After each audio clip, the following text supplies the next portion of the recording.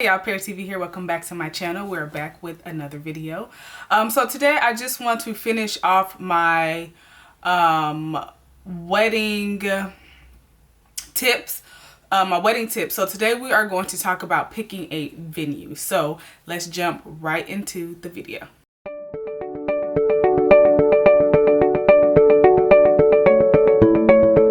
Okay, so when it came to picking my wedding venue, I must say that I think this was probably the most stressful process about wedding planning, is actually picking the right venue.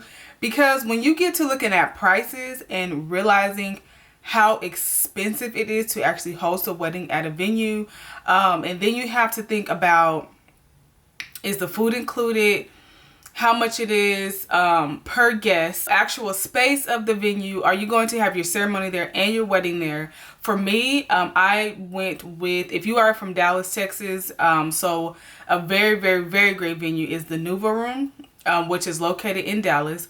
I have my ceremony there and my reception there.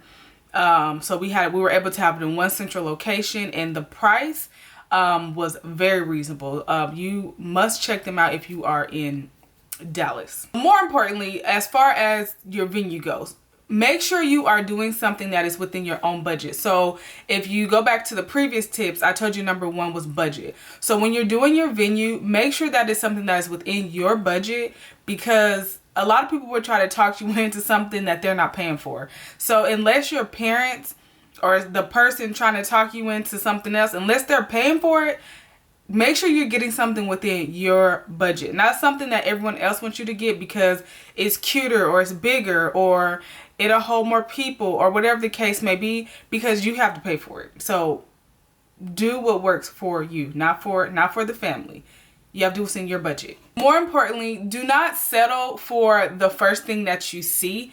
Make sure that you are visiting multiple venues before you just go ahead and go with the first one. I went through multiple venues before I decided on the one that I picked, because you have to make sure that it's giving you the better bang for your buck.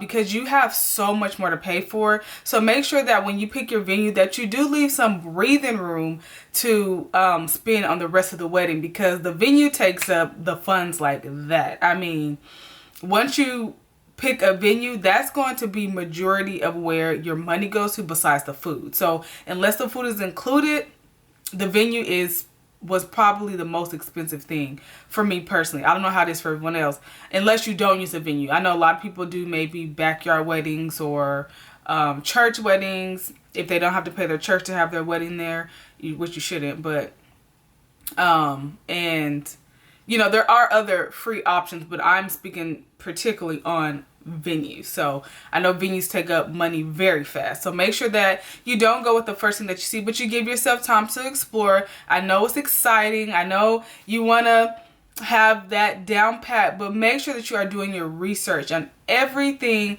that you are considering. So that way you know that this one may offer your dining, and this one may offer your cake, and this one may offer, I don't know, it may offer different things. So just make sure that you're doing your research, because the venue is going to eat your lunch, girl.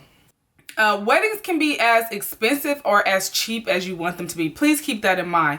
Like I said earlier, you necessarily don't have to have your wedding at a venue. I know people who do have backyard weddings, but keep in mind, if that's not your thing, don't settle for that. If you want to have your wedding at a venue, if you want to have it at a certain place, do that, because you only get married once, people. And if you are super thinking that you don't get married once, don't get married. Let me just throw that in there. If you're thinking that this can happen again, go ahead and click off this video. But you know, if you want to have it at a certain venue, go for that venue. As long as you and your spouse agree with it and it's within your budget, go ahead and have it at that certain venue. Don't let people talk you into cheap things that you don't want to do, okay? Because cheap ain't always good. Also, you will waste a lot of money during this wedding on little knickknacks that you'll look back and be like, dang, I shouldn't have bought that, or that was a waste of money, and I could have spent more money here, and I could spend less money here. But just make sure that your venue is not one of those things that you look back and you're like, I could have did better in my venue. Just make sure that you know, you're content with it, that when you leave, you're satisfied, that you feel like this is it. And if you don't feel like that, take your time, people. Take your time to find that place until you feel complete and that it's like, okay, this is the one that I'm going with. Because there's no need to rush on your venue. You know, of course, set yourself a deadline, but make sure that you're putting in the work to go look at more than one place and that you're not just settling on the first thing that you see. Because, like I said, you want to make sure that you get the most bang for your buck and that you are content in where you're spending majority of your money from your wedding budget. Because, like I said, for me, the venue was the most expensive. Once again, this is where the knot comes in. So once again, look my lips. So once again, this is where the knot comes into place. Once again, I was able to find my venue, and luckily for me, the Nouveau Room, it does include the food vendor and the cake vendor. Now, you still pay for those things, but you don't have to go out and purchase a outside vendor for food, and you don't have to go out and find an outside vendor for your cake. It's all bundled in for one big price. So I know that helped out with me a lot. I was looking at two separate vendors, and one was bigger, but it was pricey. I mean, and it was because it didn't include anything like as far as the food, the cake, decorations, none of that. Oh, and I forgot to mention, my vendor also included decorations. So whatever, it was like, it included the decoration, the decor, the candles, and then whatever else I wanted to add to that, I was able to add, like if I wanted to add flowers or different table arrangements or things like that, I was able to add to it. But if I had not added anything to it, it would have been decorated. So it included the food vendor, the cake vendor, and the decoration. So I really got a bang for my buck, but I made sure that I researched people. I researched so much before I just hopped out into the first one that I picked. Because if I would have did that, I would have been screwed in the end. I would have spent way too much money doing that. So thank goodness I had patience when picking my venue, because usually I'm kind of an impatient person. Sure, people are going with you. Like if you have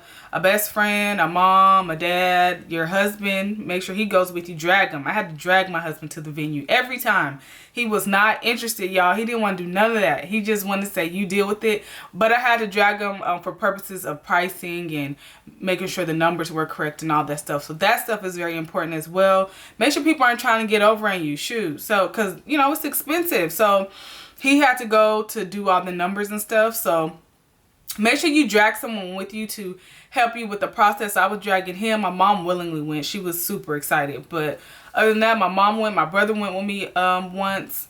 My sister went. So in different occasions, they all tagged along with me to go do finishing touches, make sure this was right, make sure that was right. So make sure you are dragging people with you that can help you out. Yeah, that's all I have today. If you have any questions, make sure you leave them in the comments. Help out. If you have been married, you live wherever you live, leave suggestions on how people can find venues, maybe how you found your venue and what worked, what didn't work. So thank you so much for watching, you guys, and I will see you in my next video, which will be another part to this wedding series on how to pick your guest list. So see you soon.